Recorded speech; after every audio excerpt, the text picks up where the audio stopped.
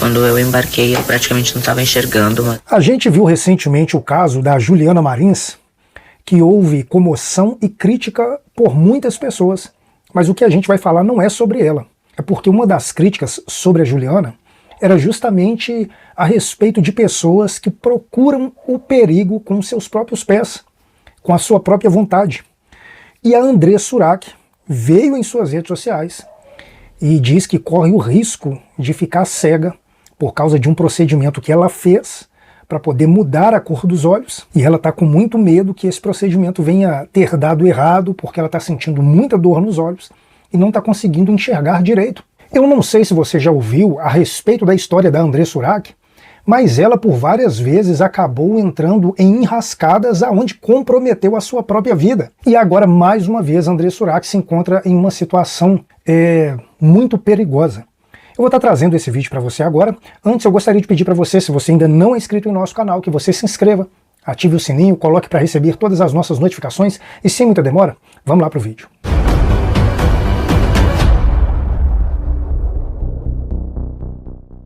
Olha, André Surak decidiu aí mudar a cor dos olhos porque, segundo ela tinha esse sonho. Me parece que os olhos da André Surak é castanho escuro e ela sempre teve o sonho de ter os olhos verdes ou azuis.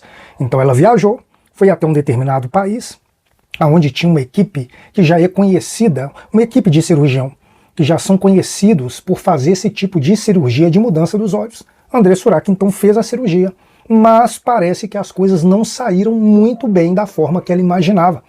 Então ela veio em suas redes sociais e disse que está com muito medo de ficar cega, porque ela está sentindo muita dor nos olhos e também não está conseguindo enxergar direito.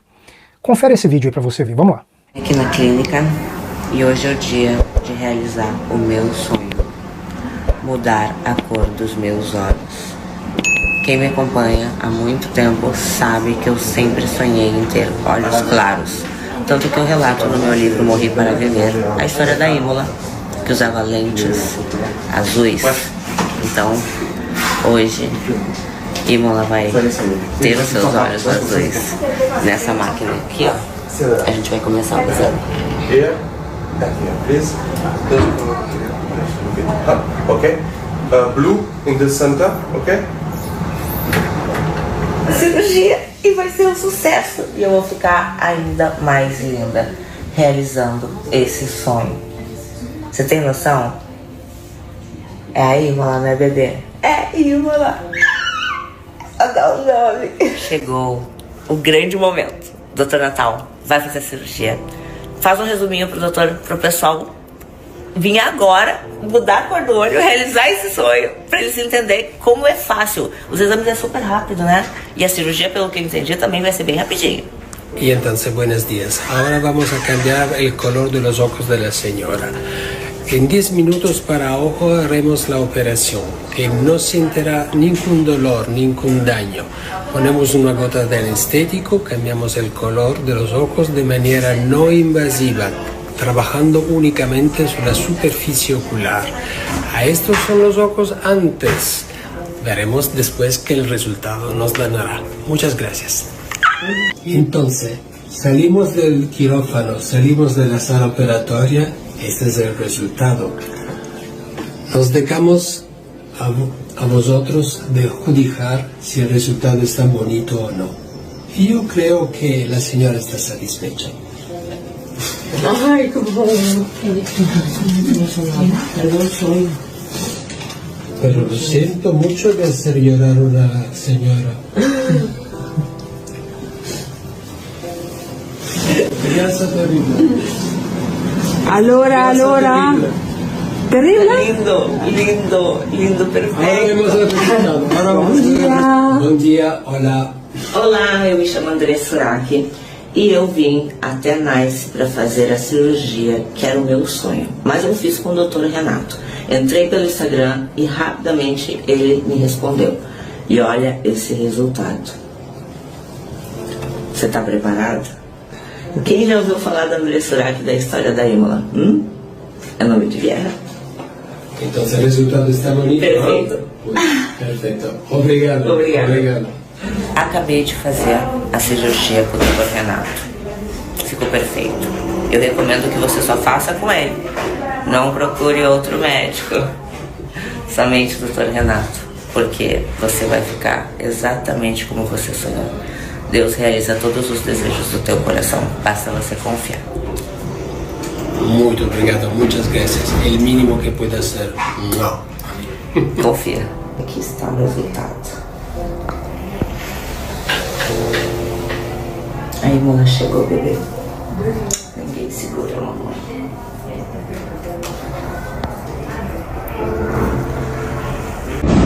Estou no aeroporto agora, aguardando o voo. Meus olhos estão doendo bastante, muito. Chegando no Brasil, vou ter que ir no médico. Porque tá doendo muito, vocês não têm ideia. Doendo muito. Tô te falando que eu já tô praticamente arrependida de ter feito, porque a dor não tem igual. Acabei de chegar de Nice. Quando eu embarquei, eu praticamente não estava enxergando, mas eu preferi me tratar aqui no Brasil.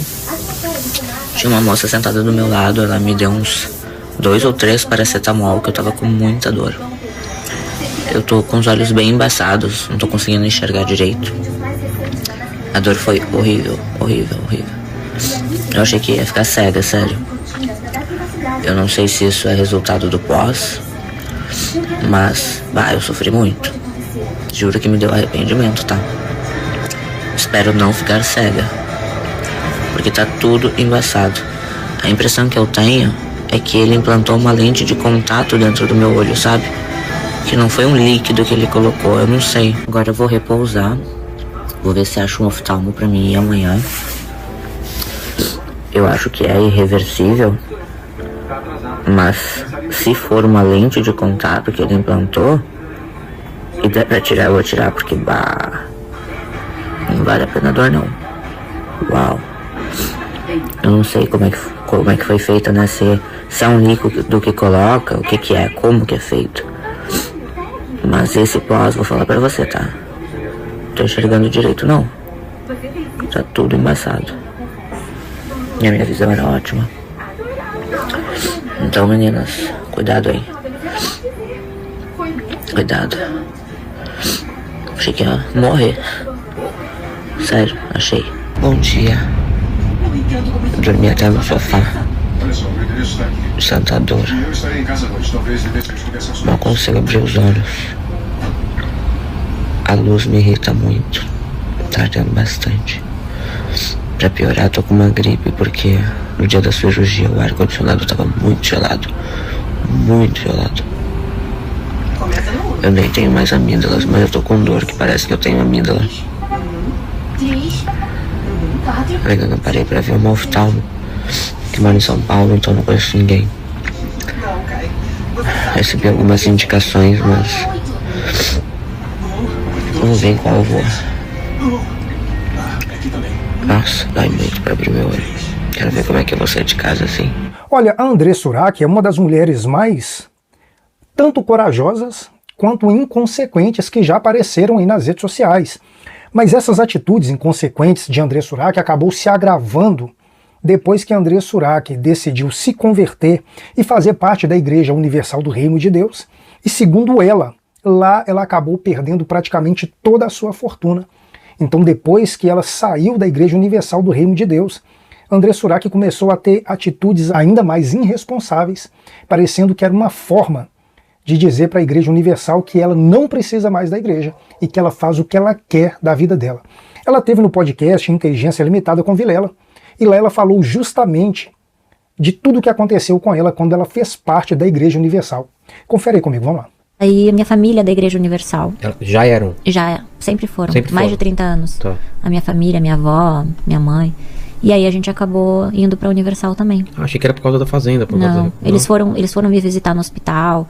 Então eu achava assim, eles estão preocupados comigo. Infelizmente. E aí? Só me arrependo de ter me convertido na Universal. Poxa. Eu hoje, depois de ler a Bíblia, de passar Entender. tantos anos, né? Já se passaram 8 anos. Então, você é um bebê na fé, né? É. Quando você se converte, você não entende de nada. Nada, você tá muito fragilizado também, né? Ainda mais porque normalmente você vem de uma vida sem Deus, né? Sem nenhum conhecimento, e de repente tudo é novo, né? E esse é o momento mais perigoso mesmo.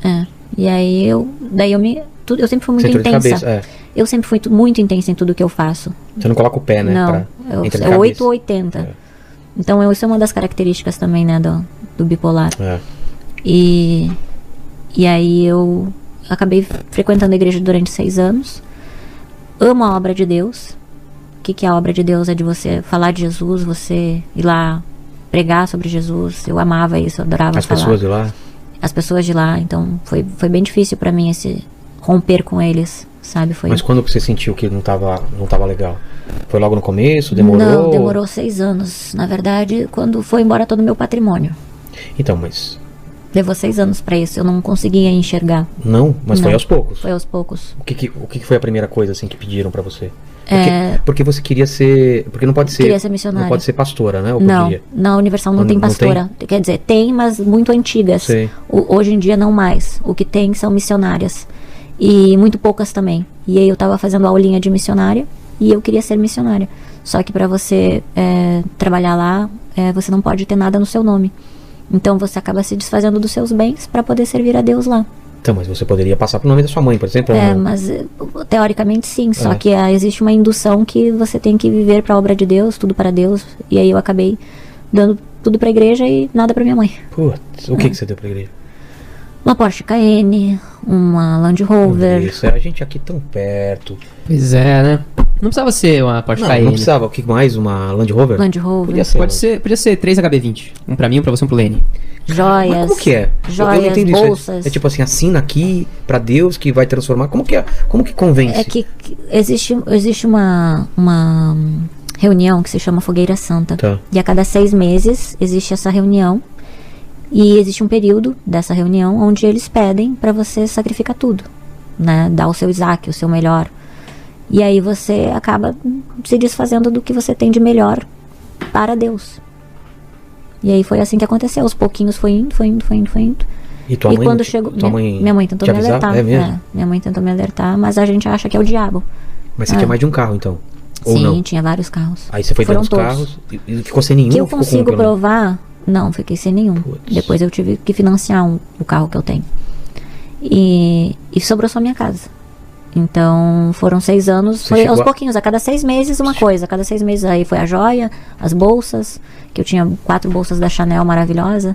Que depois eles fizeram rifa com a minha bolsa lá. Então... Você tem noção de quanto mais ou menos você perdeu lá? Que eu consigo provar são 2 milhões. Mas tem mais do que isso? Foi mais. Tem dinheiro vivo que a gente não tem como provar, né? Você dava também dinheiro vivo? Sim. E transferência também bancária? Sim. Isso é mais fácil provar. Sim, isso. Porque tem o seu nome pra algum lugar. Mas aí agora depende da justiça. A justiça tá demorada, né? Porque já faz mais de 2 anos e até agora nenhuma audiência. É mesmo? Uhum. Caramba, 2 milhões que dá pra comprovar. Eu queria muito que eles me devolvessem. Eu implorei, né? Na verdade, antes de entrar com a ação, eu implorei pra eles pedir, por favor, que eles me devolvessem. Mas infelizmente eles... Qual foi a conversa? Eles chegaram a dizer que iriam me devolver. E aí, por isso que eu esperei. Só que no final da história, não. Disseram que isso iria abrir precedente para outras pessoas pedirem. Aí eu me senti usada, né? Eles me usou. Fui mais usada na igreja do que na prostituição. Porque na prostituição eu ganhava, né? Na igreja eu só perdi. E aí, qual foi o que te fez mudar de ideia? Porque tua mãe tava falando pra caramba. O que você caiu na real? Foi quando? Não, porque daí eu tava no Sul, morando no Sul. Já tinha ido meu TED de 1 milhão, porque eu tinha uma aplicação de 1 milhão de reais. Você passou de uma vez só? 1 milhão? Meu Deus. E aí nisso eu já tinha me arrependido, só que eu achava que eles iam me devolver, sabe? Pelo menos uma parte, porque daí eu ia abrir um negócio pra mim e seguir minha vida. Eu nem iria contar o que aconteceu e nem iria cobrar os 2 milhões, entendeu? Se eles tivessem me devolvido pelo menos uma parte, eu abriria o meu negócio e seguiria minha vida. Mas... Porque eu não gosto, sabe, Vilela, de confusão, essas coisas. Eu digo, a confusão parece que me persegue. Você pode resolver sem confusão. Mas eu queria da conversa, sabe? Não queria ir pra justiça, nem falar sobre isso, sabe? Mas infelizmente eles não pensaram em nenhum momento na minha alma. Eles falavam que amavam almas, mas eles não amam almas. Se eles amassem almas, eles teriam me devolvido, porque pra eles não é nada. Perto do patrimônio que eles têm. Porque eles têm, nossa, meu Deus, muito dinheiro. Então aquilo ali não seria nada. Poderia ser em sigilo, a gente não precisaria expor. Mas você chegou a falar com alguém mais elevado lá dentro? Ou... Falei. E aí? Foi negado. Negado também? Uhum. E aí, daí deu a revolta, né? É. Aí eu chutei o balde. Porque pra mim ali acabou o sonho de ser missionária, sabe? Porque eu me vi financeiramente quebrada, tendo que começar do zero e fazer o quê? Sabe? Então imagina você se vê sem saída, assim. E aí eu tava com muito ódio, muita raiva. E aí pedi ajuda pra eles, não. E eles pediam ajuda pra quem, né? Ia começar da onde? E aí eu voltei pro Gruta Azul. Tipo, conquistar tudo de novo. Vou conquistar tudo de novo. Caramba. E aí, só que daí a minha mãe desesperada falou com o Cacau, com o dono do mesmo mundo, e contou. E aí o Cacau disse: não, Dessa, pelo amor de Deus, não faz isso, não volta. Vamos fazer o concurso já não estava acontecendo. Vamos fazer o concurso, você é incrível. Enfim, falou um monte de coisa boa. E disse: vamos. E aí, nesse período que eu conheci o pai do Leon, do meu segundo filho, e achei que ia ser feliz e ter uma família. E aí, infelizmente, também não deu certo. Então, assim, imagina, eu rompi com a igreja, chutei o balde, voltei, conheci o pai do Leon. Dentro da igreja, não? Não, ele foi, eu conheci ele como garota de programa, ele pagou pra ficar comigo. E aí, achei que ia ter uma família. Desejei ter o meu filho, enfim. Achei que ia ser feliz para sempre. E não deu certo. Então, não é uma história com um final feliz. Calma, não terminou a história. Ainda não acabou. Tenho certeza que vai ser com um final feliz, né? Certeza, mas eu tenho certeza absoluta, porque pelo que a gente conversou aqui antes, a fé você não perdeu. Não. Você perdeu a confiança nos homens, a confiança, né, por tudo que aconteceu, mas a fé, pelo que a gente... Não, eu acredito em Deus. Eu só não sou ateia hoje porque eu passei por essa Exatamente, experiência. Exatamente, isso que eu falo. Essa experiência ninguém te tira. Essa experiência ninguém não tem tira. como te tirar. Tá contigo. Tá dentro de mim, eu sei. A questão é como você vai lidar com isso. Nós estamos chegando ao final do vídeo, mas a sua opinião é extremamente importante. Então deixa a sua opinião logo aí abaixo nos comentários. Aproveite, se inscreva em nosso canal, ative o sininho, coloque para receber todas as nossas notificações, dê um toque no botão curtir para nos apoiar. Esse é o canal Abeto Dias e eu te espero aqui no próximo vídeo.